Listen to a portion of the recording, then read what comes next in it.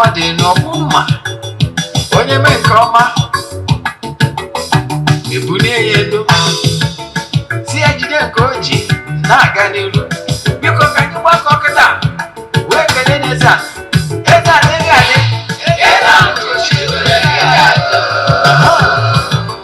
Eze-Ana ugochitubelu nwoke ọma na oraifite ị ga-adị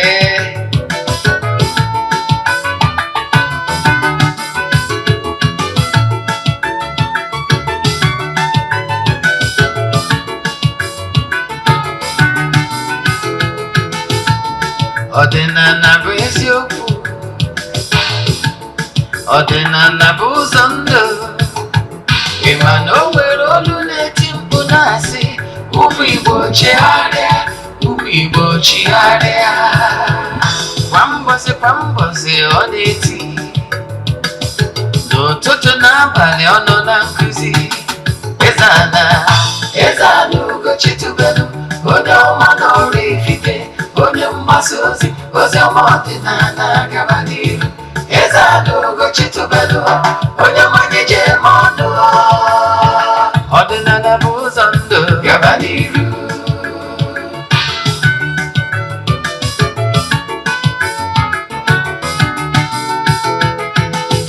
Eze-Ana ugochitubelu onye ọma na oraifite onye mgbasa ozi ọma ọdịnala gaba n'ihu Eze-Ana ugochitubelu onye mmanya ji eme ọnụ ọdịnala bụ ụzọ ndụ gaba n'ihu Eze-Ana ga-adị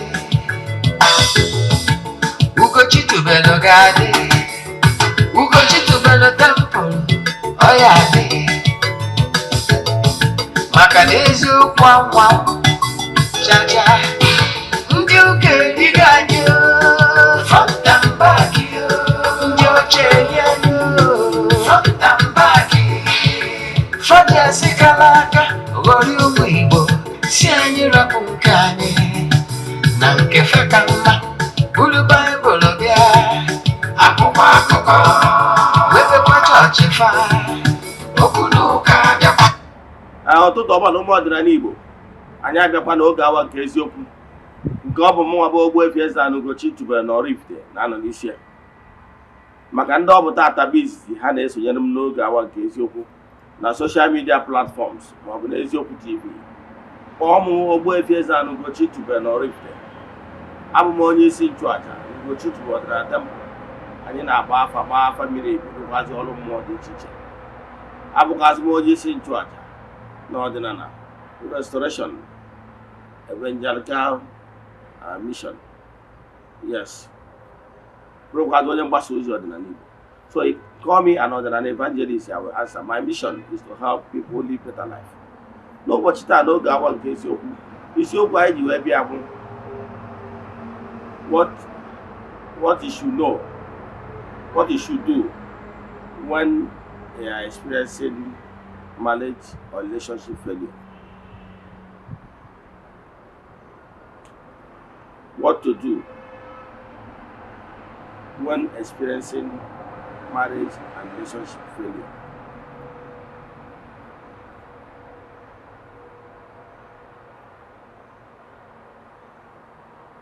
Na-akọwa ya n'olu Igbo, kedu ihe ị ga-eme? Kedu ihe ị ga-eme mgbe ị na-enweta mkpọbi okwu n'ihe gbasara alụmdi na nwunye or relationship? I go no smoke without fire. Mana before I gaba n'iru, isiokwu ji maka ya wee bịa. Ọkwa dị mkpa, echefutana na aja anyị na-achụ kwa ọnwa nke ọnwa mee na-aga n'iru, dịka nwere ike isonye ya site n'ebe ọ bụla na asọpụ ụwa. Distance abụrụ ebere ya n'ọrụ mmụọ maọbụ na aja anyị na-achụ na tempụl. Na-ekwu maka ya. Ihe m na-ekwu bụ na distance abụrụ ebere ya n'ọrụ mmụọ anyị na-alụ maọbụ na aja anyị na-achụ na tempụl. Ihe anyị na-eme bụ na anyị na-ewere three prayer request ebe na ọcha na-achụ aja na-aga ọfọ na-ekwubi okwu n'isi nye na ọnwa ahụ. Ụbọchị ikpeazụ anyị jee na mmiri jee chọrọ ndị mmiri aja mesara aka n'afọ mmadụ bịa na tempụl chụọ aja to entities of powers n'afọ mmadụ jee n'ebe nchụ aja gbuo ebu mesara aka n'afọ mmadụ. Aka tee yu na ike dị na aja a na-achụ n'Igbo maka na Igbo bụ ike. Anyị malitere ịchụ aja ihe karịgoro 2 years and no one did so in Nigeria since I did it. In fact, as we speak, 2024, we'll read the book there throughout. By November 2024, about 3 years, I believe. So, Korean Nukumakia. I jump to you. I just go bunny up to the Madin. He gave me forward the token direction and 3 prayer requests. He's an undying Kupi Okunisia, Ubashovan again on one. A jago rimney show to a charge and call for Kupi Okunisi in the soil and one man. I'm going to nature research. I know what I do when I'm cooking and not chat and WhatsApp 0805 7837 I repeat 0805 7837 more 0813 8243 871. I repeat 0813 8243 871. In the na YouTube, na screen you have number. How can you say in TV? Now you have this number. I wanted that I watch I send Ezeoku TV. When Nollywood movie on you watch on a channel. Join our YouTube channel, Ugochitubelu movie productions. You watch here. But we join Ezeoku great movies. You watch myself. Yes, I would one movie. Join Nollywood Ezeoku TV Nollywood movies na YouTube. You watch here. In a man can go keep me in the negotiation because we go. Now I can tell you now because I do my web. He can think I'm something. He had my care, especially one, and then I complain. No, no, before you know what is happening, the person has vanished. That is, before you know it, the person relationship collapse. What do you occur on? Instead of nothing, on your stop point, call ya about it. For the way I do, not what I yes. For now, why most relationship or marriage fail.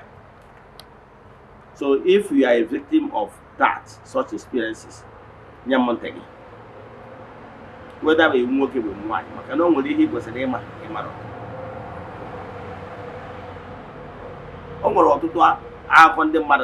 Which through life stories. Oh, Bundai about an for Papti and Alpha. Hello, time full experience in Madam Balamo. Here I'm not going to look 15 years ago. I wish it's now. I would have helped her. About a motto that was then about 15 years ago. Only in the Janoka from Onitsha. Wherever motto, never the road motor. Only a lady, a beautiful damsel, non as motor and a guy of a bankata. When I call me here, would here. But I wish now with the solution, I would have done something. Getting the wood here. Or where some long will experience your own life here and agree aqua, Bona, Yachitalia. Is agreement. Or where some na Ogetaraka, Barman Edward Funamutu. Or some Niano. One boy, Yaniyama. Make it also not Albania. Nakwe. Or a cow was all I did have a key bagel. Or Pian no with 2 moon. Olusia map of Talia. Man and a man and I suspect near. Yes. Olusia Mbasi Abia, I was in the Abos, see a copy cooking and the bad befa. Okay, well, man and the Bianos and on Nakamakia Webia. There no, Waha, Mayan Dabu Webia, or Hagabadi or Hangova de Maya, or Quelugo. Now, always go to a couple of webta. There can a channel and there can see in the mother. We are losing who the boy Yari Amaka. Very Bamego. The boy is here. See, I got in one Yakiano. I got in one Yakiano. Like play or papilo. A chair go to take here for her. Make a dandy bar, dear way, but West Guy, you look, I'm alone here. Very better you a bad way. In my age, you're this boy in your yard. Obia, get it here with the look, made. Or some man, I got in one. Malo, Yama. So, here to our man. So, all way to our, you're the boy, and I don't know. Never have a Taziana, never remember. Where you want the okay, and Eze-Ana, the Yanka for Hagari. The Hajagolo, Hanavagolo. ya anya mara ebe mmiri si bịa bịa n'opi ụgbọgụ n'ọkwa etu a. Ọ sị m na ihe na-ewute ya bụrụ na the boy anụsị, mana ihe na-ewute ewu ule eterie maka na stori ya ewuzi talk of the town. O nwere ihe ịghọta ịmụrụ na onye dị etu a nwere ike ọ bụrụ mmụọ ma ọ bụ mmadụ iberi ihu agadi nwaanyị chọọchị ka o wee tee ya ule. O nwere ihe ịghọta. O nwere ọtụtụ ndị mekwara eme mmakwa. O nwere particular lady agbagidoro afịa. Mgbe anyị na-agba afịa, a na-agwa ya na nwata nwaanyị a na-ebutere ya ihe nseke, na-eme ya ihe ibide na ihe emeri. Ịghọtara ya? Na-eme ihe o ji alacha mkpu wee jụwa afa gịnị na-eme. O wee sị na ya nwata nwaanyị na-agwarịrị ya fim na ọnọdụ ya dụrụ mma ka gọziere ihe merenụ. Nwata nwaanyị a wee bụrụ na ihe ọ na-eme ewu nwoke ọbụla bịara ka ọ bịa nụọ ya na-enwe nsogbu. Nsogbu na ọ na-eme ewu na ọ bụrụ na ị bịa sị na ị chọrọ ịnụ ya, gịnị ya na-ayị nwere problem. Gịnị ya na-ayị nwere problem. Mana ịgwa ha na-anwa were ọnụ iji eri ji eri ede wee sị ya nne I will marry you, inwego problem. Ịma problem ọnwụ ihe na-eme n'obodo ọ na-abụ ụmụ nwoke bịa na ọ na-agwa onye kwecha ya nkwa na ọ ya anụ ya, o ruzie ka a kazie deeti ka ọ bịa fụ ndị be ha ị na-ama afụzie. O wee na-agba ya gharị na ihe na-ewute ewu na o nwere onye nke ya jecha na biya ụbọchị ụka, ya jecha weekend natazie ahụ propose charịa ya natazie ebe nna ya ka ya kpọzie ya na fonu si ya na ya anaruona opikirọkọ and ha setụrụ n'udo. Bụrụ na enwere any misunderstanding, nothing just like that, relationship close. Ya kpọọ ya nukpọ ya na ọ ya epik kpọkwa na ya agbọ na ọ ya akpa ya. O ruo otu ụbọchị wee jewe bịa wee sị ya kedu ihe na-eme na ọ sị ya na o nwere maka na ụkwara ekwu na ihe emekwa. So wee kpọpụta n'afa ihe na-emezi. Mana ihe mere ihe niile ahụ na onwegodo n'ọjọgide wee jamzie onye ọdịnala, another boy, another guy again wụ onye ọdịnala. So mgbe the guy ghọtara how things work, the guy si na ya nọ maka na ihe na-eme ndị mbụ a na ha becha ha propose otu ya ma ha anachighị azụ bụ na ị propose ana to the girl, ị nwere ike ịdakpọ ụra n'abalị. Ị nwere ike ịfụ the girl, let's say amafa mmeji mat si wee na-afọ ya bụ Ijeọma, achọghị m ekpe ezigbo afọ ya, si wee na-afọ ya bụ Ijeọma, ife ya Ijeọma ka ị mere na nlọ. Ị nwere ike jeje ka ije makụọ ya asị na nwaanyị chọrọ ịnụ ihu Ijeọma ya chenjie to masquerade. O nwere ike werezie ịtarị ma ọ bụ mma chụbalị. Ịghọta ya? Mgbe ụfọdụ chenjie to masquerade ma ọ chenjie to something terrible. Nwoke fụcha ahụ ihe na-eto a na nlọ, ọ pụta echi ọgba ọsọ. Ụfọdụ kọsara ndị enyi ha sị na the girl dị possess. Ụfọdụ kọsara pastọ ha discourage. So ihe abụghị mana the girl amara ọnụ ihe ndị a na-eme because ndị niile anwụ ihe a mere adịghị agwa ya reason why they are backing out. They are not telling her. So she no jamuzie this last guy. So this last guy, after proposing to the lady in question at night, he now encounter with that lady in a dream, and there is a lot of forces fighting him because of the girl. So, but because he understands how things work, he came to me and he called me on phone first of all that this is what he's encountering, that this particular lady, that he loves her, but look at what is happening. I now asked him to come over with the lady in question. They came. After that, I will chop with her. Now, here with the problem. Man, I'm here with the solution. Because now the guy in question, bro, Makana want to go so many things and with familiar spirits. You already understand that how things work. But I don't know how things work. The person will walk away. But Maki know what how things work otherwise. And I said, no, let me take her to my spiritualist. So Mabezim, we now find out what the problem. And the right thing was done. And we will do all the sacrifice and all the needful. Today, as we speak, the husband and wife have one of whom the wife didn't make it one. Mana ọ bụrụ na nke nwoke ahụ aghọtara how things work, he would have run away like others. So what am I saying? O nwere ihe nwere ike ime na-eme ndị mmadụ once they accept to marry you, they run away the next day. Akọrọ ọnụ esere okwu, o nwere ihe bụ na gị na ya man kpacha nkata unu enwe misunderstanding na ọjụ na ọma akpọzi gị. Yes, a man and the relationship have broken down irreparably. But when akọrọ ọnụ esere okwu nothing and they can free recently ọzọzi iwu ọkwụsị piki ya call ọzọzi iwu ọkwụsị ịkpọ gị, then something is fishy. And not every man will tell you what he's experiencing at that point in time. Ọ ga na-eme n'afa nna n'aka nye n'aka ebe na-asọpụtara ya. Ịghọtara ya?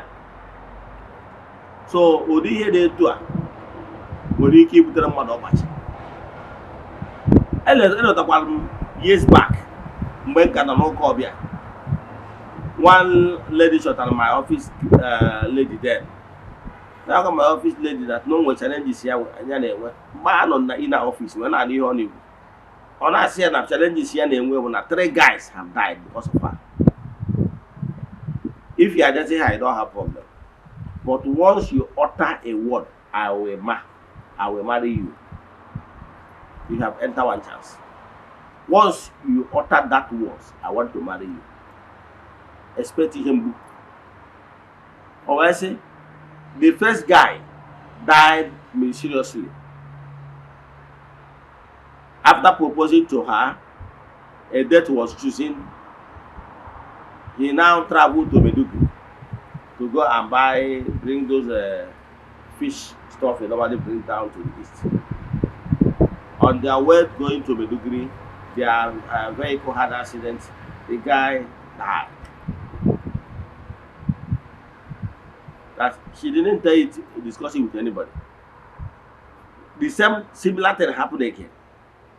After a year plus, another guy again proposed to her.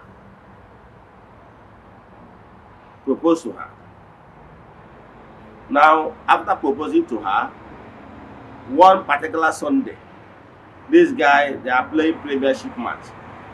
They carry a gallon of fuel to go outside to buy fuel so that he will put in the small generator.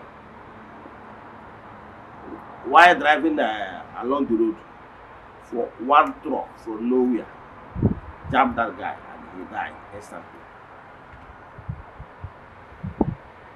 Before the third one, again that happened. Before the third one that happened, straight bullet killed the third guy. So, for her, she understands what is happening, but others don't see it. Because she's the only one that knows these 3 different guys and know what's happened. So at that point in time, she was looking for solution. At that time, I'm into Christianity stuff. And I know that we used to have similar cases with that solution. So that is exactly what happened. That is exactly what happened. So she have already lost 3 guys in similar scenario of untimely death. So many things will kick us here. Whatever some of these things happen, some people will say it's in the middle. Some will accuse Ndobanje. Some will accuse the water forces. But I can tell you, so many things can cause it. So many things can cause it, which I don't want to start mentioning the possibilities. But the best bet is to consult the alpha to know exactly where the problem is coming from. The problem might not be coming from one angle. So what am I saying in essence? is this: when you are experiencing marriage or relationship failure, many things can be responsible. But what I can tell you here right now is that once you are experiencing such thing, it means that all is not well. Don't fold your hands. Do the needful. Maka na onye chọrọ enyi ya.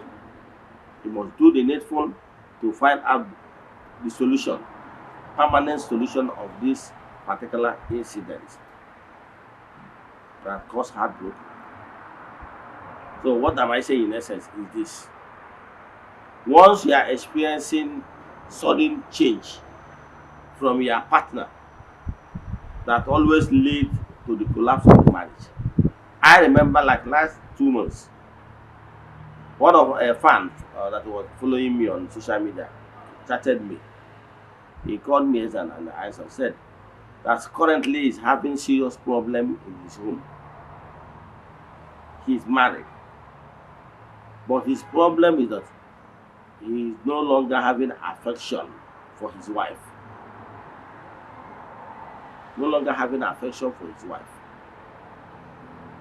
No feeling anymore that he can stay months with his wife without no affection. Wow. He told me that if he stays with his wife, he doesn't have any erection at all. At a point, he began to ask himself questions. Does it mean that he's no longer, his man who is no longer working or what? But out of desperation, one day, he looked outside and behold, his manhood worked very well. But with his wife, the answer is no. Always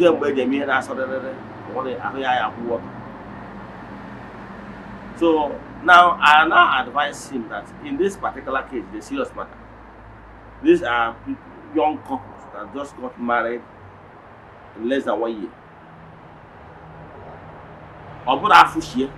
It's not, if it's people that got married maybe 20, 25, 30 years ago, you'll be saying that maybe it's afushi. But this one is not afushi. They just got married in less than 1 year. So I now advise him to have a chat, heart-to-heart talk with the wife. Because it's obvious that the wife is in pain too.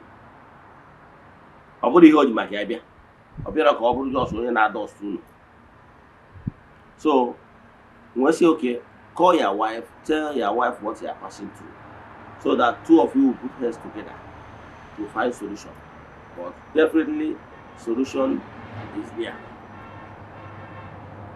Yes. Makono onye chowe enyi. And ma check waruna, I nwere ike si ike adro, but I can tell you na so many things name. What you don't know is only a mystery to you and not all. So what am I saying? For so many things nwere ike ịkọsi ya. Ọ bụrụ na Igbo onye mmụọ na-anye mpịawa azụ maka ihe na-achọrọ ka agha sa adịghị ihe, ma ọ ka anapụ ihe ijide ebubo, ma ọ ka anapụ ihe ụtọ, ma ọ bụ ihe na-enye gị obi aṅụrị, enwere ike isi n'ụdị a wee na-enye gị mpịawa azụ. So izoli afa ga-determine na ihe a na-enye gị nsogbu is as a result of meanwhile call na ezara call. No, always as a result of not settling your spiritual forces. And all the people they find out whether this thing is here as a result of spell akasiri to you, both manam manam. So I have to exactly what is the problem, but to tell you the fact there is problem and no smoke without fire. So what am I saying in essence? Whenever you are experiencing sudden disharmony between you and your marriage, your spouse, then do the needful. Do the needful. Because of the challenge could be spiritual and it could be man-made. So but look for solution. Then so many things where you can tell them disharmony and failures in marriage. No one. malụ na o nwere ihe di gị na-complain. Ọ bụrụ na di gị na-complain na ị na-adị deti ma ọ na ị na-ekwu ọtụtụ okwu ma ọ na o nwere ihe ọ na-complain, o nwere ike ọ complain gị etogo nwa ma ọ complain ọrịa enyi ya ma ọ complain yere nne gị ma ọ bụ nna gị ma ọ bụ ikwu ma ọ bụ ibe, ị ma na ihe a na-ewuche ya. Ịghọtara ya? Such a thing nwere ike lead to not having interest in you any longer. Yes. Mana o nwere nke bụ character. Ọ chọrọ ikwu na o nwere nke bụ character base. Ị ma na onye a need retouching in so many ways. Both character and actions. Nke a dị iche. Mana e nwere nke bụ na isi tiri two people down. Jụọ onye a kere ihe wụ ya problem, why you no longer like this person or have affection. Sị nke bụ eziokwu niile bụ na ya amara exactly ihe na-eme. Mana the affection is no longer there. Then, oh God, he can always have that spiritual angle. Mana when a man will say, I'm sick and tired of my wife because she, a nagging woman, he does this, he does that. Now, a man and car will be character wise. But I'm talking to those problems in a phase, the relationship or marriage that leads to failure. When there is no cogent reason why the relationship or marriage will collapse. If you are experiencing such a thing, please don't keep moving.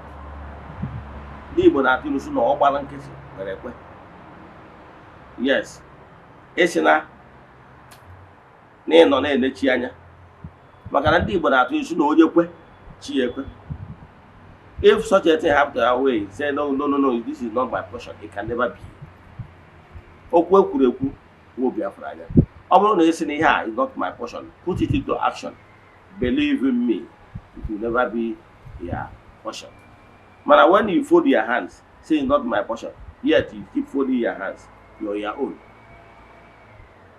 Ka m kwụsị ebe a, ka bụ ihe m chọrọ ịkọwara gị bụ na ọ bụrụ na ị bụ onye nwere failure, they experience failure in marriage and relationship, please don't keep mute. Do something. First of all, you need to know exactly where your problem is coming from and be able to fix them. And once you fix them, believe in me, you will smile again. I will say that if you have any question to today's lecture, please send it to my WhatsApp number.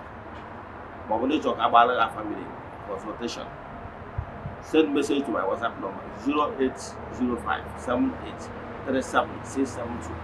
I repeat 0805 78 37 672.